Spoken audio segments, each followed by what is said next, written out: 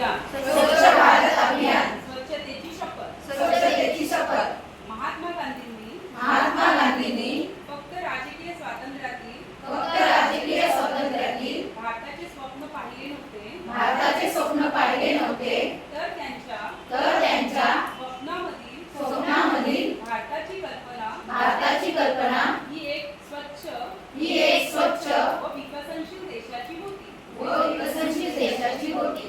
महात्मा गांधींनी गुलामगिरीच्या जोखडातून भारत मातेला स्वतंत्र केले. भान दूर करून भारत मातेची सेवा करणे हे आपले कर्तव्य आहे. मी शपथ घेते की मी स्वच्छतेच्या प्रती जागरूक राहील व त्याकरता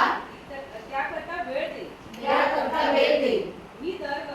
मी दरवर्षी 100 तास म्हणजे दर आठवड्याला 2 तास श्रमदान करून स्वच्छतेच्या संकल्पनेला लक्षणीय करेन. मी घाण करणार नाही व कोणालाही करू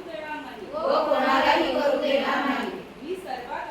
मी सर्वात आधी माझ्यापासून माझ्या घरापासून माझी गल्ली व माझ्या कार्यशाळेपासून सुरुवात करेन.